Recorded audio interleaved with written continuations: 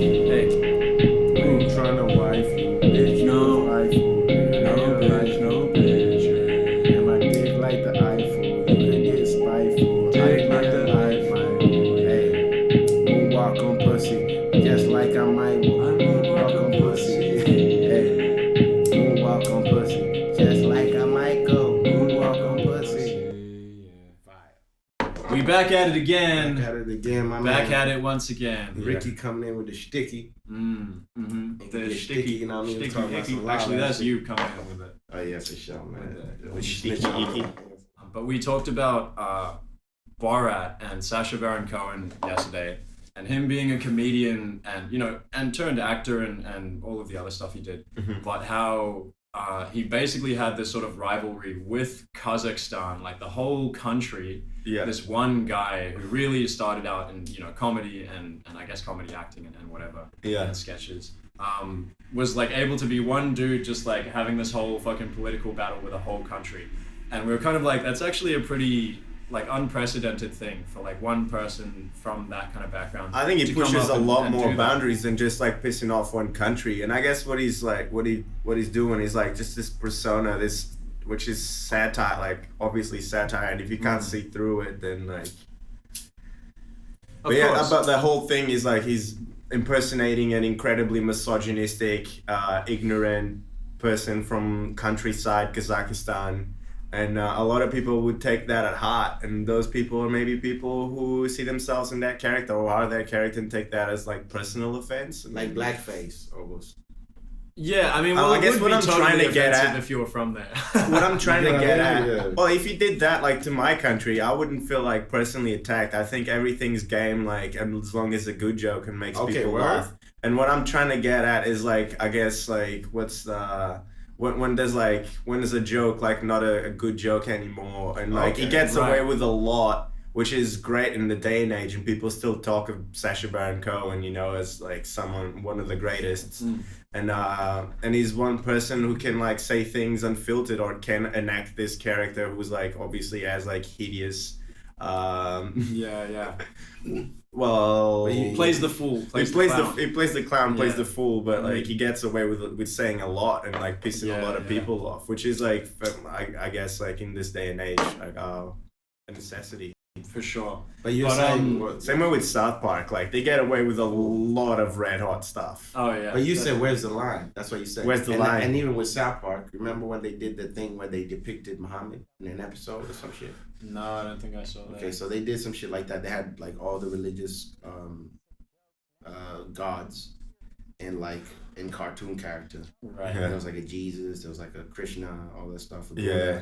And then they had like Muhammad or some shit in the cartoon. Mm-hmm. And apparently, like, from what I know is like you can't depict like religious figures in like they don't even have any them, like for them in Muslim it's like it's blasphemous, like you don't do that. Yeah. So, and the whole thing with them doing that was like on some copyright shit, like them trying to be like, oh, we should be able to put what we like. That was the whole messaging behind the episode. So even in that, even if there's humor and there's like reasoning behind it, there's definitely a line. I feel like you can't cross. Just so you reckon religion is you shouldn't be able to depict religious figures? Like I feel like Christians get bagged a lot for like popes being not accused, but the whole stereotype is always the priest. Yeah. And like, is that a stereotype or is that facts? No, it's facts. It's based on it's a stereotype. That's and what it's I'm based saying. on and it's based on true facts, and it's a stereotype for a reason. So that's all what I'm saying is stereotype when it's facts. Well, I mean, but a stereotype. Do you know what I mean? It's Like, not necessarily facts. do you know what I mean? But yeah, totally. Yeah, that ain't no more like, oh, that's just what they say. It's happening. We see in the news reports. Yeah. So that's brought up, and even then, I'm not saying just because that's a good point. Let's say that's happening. It doesn't mean you turn around to the person who's Catholic and say to them, yo, your religion is messed up, this is what's happening, or depict their religious priest doing anything, because it's not your place. You know what I mean? Like, I feel like people should like stay in their place when it comes to this shit. Like, when comedy comes, the best comedy is self-deprecating comedy. Because if you can get the crowd into what you're talking about yourself, then they ain't gonna be that mad when you get into them.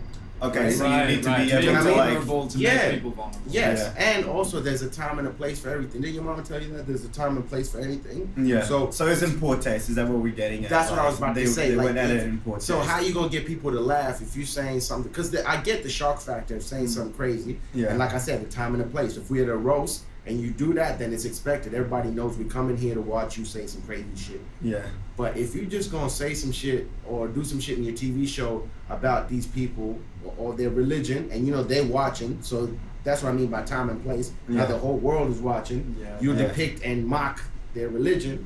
Yeah. Then that's tough. Do you get what I mean? I mean, that's again like they do that with Christianity as well, and they go really like. But that's why I said even with that, I think you should To add to your point, sorry to interrupt you, but really quick, I just wanted to say this one. I feel like there's a lot of people who would watch that and they are not seeing through the sarcasm, they're not seeing through the joke, and they actually have these thoughts like Facts. these negative stereotypes of a Muslim person. Yeah.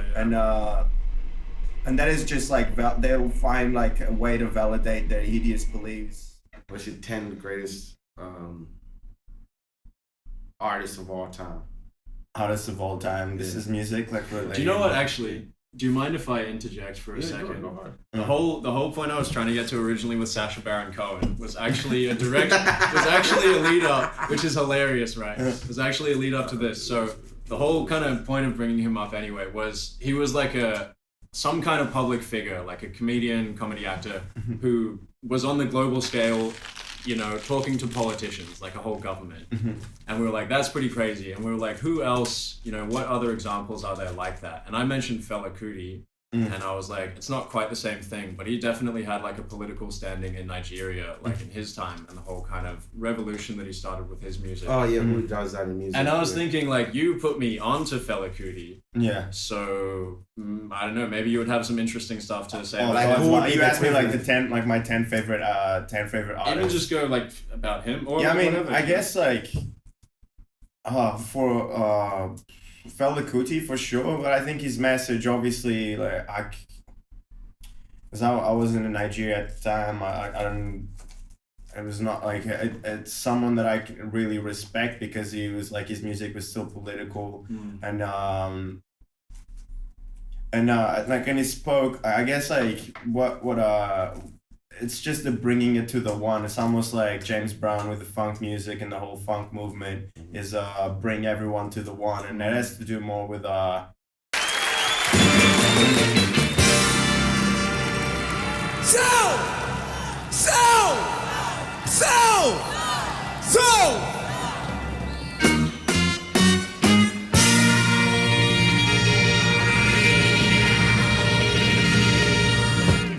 I guess like black empowerment and the black movement, and same thing with Fela Kuti, I say, in the sense that there is like that recognition of rhythm and dance and how that brings people together and like fight for a cause. So I suppose like same thing with like Bob Marley and reggae music, everyone like dancing to. So I like that aspect of that mantra. Same thing like funk music as a mantra. Afrobeat as a mantra, house music as a mantra. Yeah. In the sense it's repetitious. It's like not trying to be anything else other than like this rhythm. Let's go. Like let's all dance. You can stay here for hours. I think I'm going on a rant. No. I guess. And I hope that I remember. I can. I actually really like the take of like the mantras of different music. Yeah. That's an interesting way of looking at it, and I definitely agree with the whole house mantra because I remember. Like way back when I never used to fuck with house music because it was way too repetitive. I was like, oh man, fucking, you get 10 seconds in on like, it's the same old shit. Yeah. But it was because I was missing like a crucial factor of what it actually is. And, you know, there's a whole story that we could go into, but, you know, we'll keep it a little bit more PG. So we'll just kind of like cut that short and just say, when you're in a different atmosphere, let's say, when you're existing in a different atmosphere and you're in the music at a live show and you're listening to house and experiencing it in that kind of place, it's like that's when it makes sense, you know. And that's when it made sense for me, was just being like, you know, because I've always loved trap and, you know, coming from drums and rhythm and stuff, like just Latin rhythm, African rhythm, lots of syncopation, interesting, all sorts of kind of like stuff going on. But with house, it was like, you can just sit on that all fucking night. Forever. You know what I mean? You always gotta take it there, man. Take it there. Resume. But you can just sit on that shit all fucking night, bro. I feel uncomfortable because he stared at me right now, and then you looked at me. That's why I reacted. I didn't even need to. You was cheesing though. I'll be honest. No, you made me look because I'm like, why is Ricky looking at me? Then I look at A, and A is staring right in my eye with his just doing his hand movement. You don't feel that house music. Yeah. But anyway, so it's like, because trap and Latin, African, and even funk and a lot of other kind of styles, especially band music, it's like you really have to focus on the music and almost think of where it's going, fucking preclude it, or like, what's the word I'm looking for? Anyway, but with house, it's like you just know it's there. Yeah. You don't have to even think about it, and your body just... And I guess it has roots, or like it comes like from like funk music, like house comes from like disco funk music. For sure, absolutely. Well, it started in like Chicago and Detroit. That's kind of like where like the birth of like house music as we know or think of it, house music. But I guess the concept or the general mantra is like, funk music. It's that repetition and that mantra. But that said, each style of music has their own mantra, and they're good for their for different reasons. I find myself really liking just cultural music. For instance, I love like Portuguese like fado, and it's only a thing that I like grew to like as soon as I left the country. Right. And I feel like it's a very general. There's a general mantra in all these fado songs. Fado means destiny. Comes from the Latin, and like all of the songs are like a lot about like the feeling of missing something, missing someone, or missing your country. And there's a lot of songs like that were written in the 50s because people were in like colonial war, and a lot of the songs were about like anti-establishment because we were like under dictatorship at the time. They just wanted to go back to their country, and all of the songs are about longing for their country or longing for their loved one who they left back in the country. It's like a love song to your country. Sort of, yeah. And the sound of the guitar is so like melancholic and melodramatic, and there's a lot of like, for instance, like Greek traditional music has a very similar like guitar tones as well. So and a lot of like this song like soppy ballads, like Portuguese soppy ballads are. They have this minor cadence that's just like it's shared amongst a lot of other like Latin countries or even like Arabic countries. And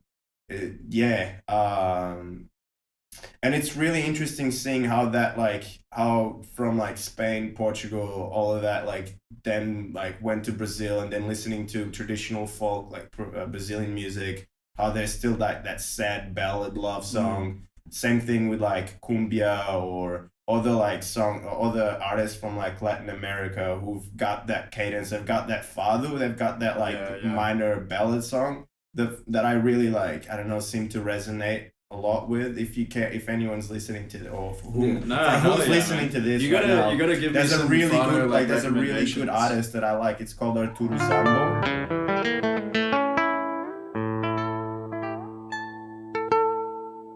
Te perdono.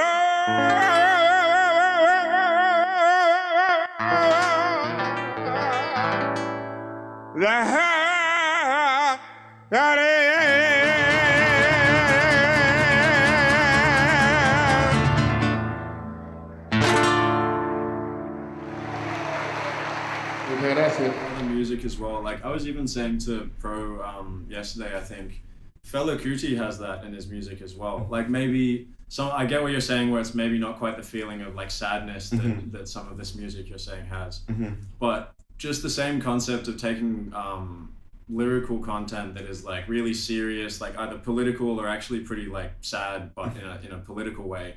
But the delivery is so uplifting and upbeat, and just like you were saying, that rhythm just brings everyone together. Yeah, so 100%. with a purpose, of course. Ali Farkature, did I remember like showing you like bro, that video? It's crazy how like he's talking about like working the land and he's got this smile, this joyous smile on him, but then like he flips into like this very serious look on his face and he's talking about some really deep things. And it's, I don't know, it's just... I love that video.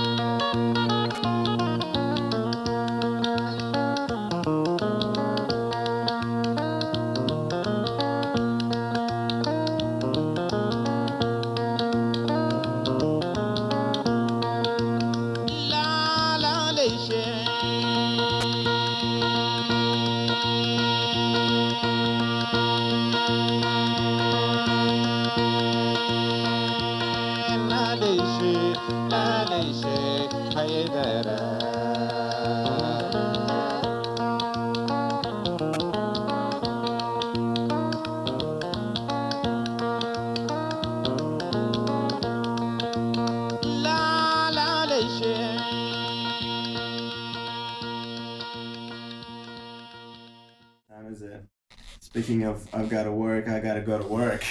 On that grind, you know, we hustle. Work. I have to get up right now. I have to go to work. Yeah. You know what I mean? Getting in that grind set of like, man, fuck it. All that shit, you know what I mean? Did you say getting that grind set? Yeah. That's dope. Getting that mindset of the grind set. I said word set. We're just doing that word set. I'm just gonna check it out. Yeah, that's mad. I like that. I'll give you one thing. Getting that grind set, bro. On that grind set. Yeah. That's the episode name, grind set. When we were talking about music, I was saying music is the most powerful thing because when you were born, right? How do you learn your vowels? How do you learn how to speak? Right. You know, repetition. A, B, C, D, E, F, G. I see where you're going. H, I, J, K, L, M, N, O, P. You know what I mean? So that's how you learn how to even talk. When you go to the army, what do? When you go to watch a football game or whatever, what they got? They got chants. They got,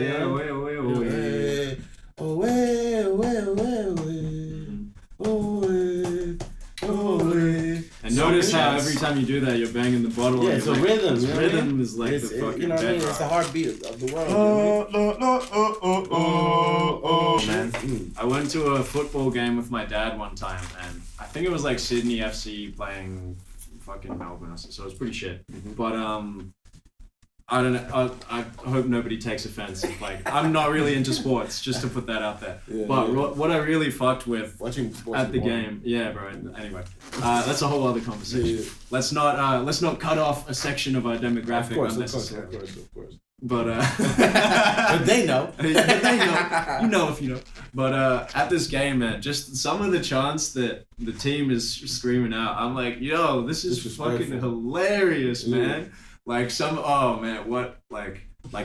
like tripped over, like it was an obvious play, like fake foul. It was just like, oh ref, like, oh. He faked the foul, the whole fucking, the whole 9 yards. And he goes down, and then everybody's like, dig him a grave, like, oh man, I wish I could it was actually way better than that. But it was some bullshit about just like, bury that motherfucker, he's dead, man. Hey, much love, man. Kill that shit. Sweet. Alright. Yeah, I wish I could remember that. Oh, bro. It was hilarious. See you, bro. You fucking out. But, oh man, yeah. It's so bad, when you're like, you have this story, and you're telling it, and it's going pretty well. And then you forget people are kind of hooked. Yeah. But then you get to like the terminus, the climax point of the story, and suddenly you realize that you can't remember like the punchline, basically. I can't remember the chant, man. But anyway, they be saying some funny and like screaming it though. I think that's what makes it so funny and so lively, is because there's like a fuckload of people all just like screaming at this guy, like mocking him for like just taking a dive, you know what I mean? And I don't know. It goes back to our humanistic sense to want to be a part of a community. Right. And like even in church, like, it feels something when we're all chanting together, when we're all singing together in all whatever religions, or when you're at school, or when you're in the army, or, like, music is in every part. Even how do they get commercials? How do they sell a product? They do it with jingles. Right. You know what I mean? I'm loving it. You know what it is. You know that was like McDonald's with some soul, man. You feel me? Hang on, I'm just gonna get some water. So, water break. Water break. And music got the power to heal people out of depression. Yes, it do. And like out of trauma and anxiety. You know, how do you geek yourself up when you get about to hit the city or hit the town? You're gonna listen to music. You're gonna get yourself jazzed up. You know what I mean? When you work out, you're listening to music because it help you get past that wall. You know what I mean? Absolutely, bro. Yeah, well, actually, just quickly. I mean, this is a bit of a diversion from a really nice topic, but we'll come back to it. But what is your favorite music to work out to? My favorite music to work out to is probably my favorite rapper to listen to when I work out is probably like Nipsey. It's probably Nipsey Hussle. Because all his music is like super motivational. It's about like, the marathon and getting to the next step and shit. So it's literally tailor made for that. You know what I mean? right. So for me, that always works for me. And another thing when I used to go for runs is I used to build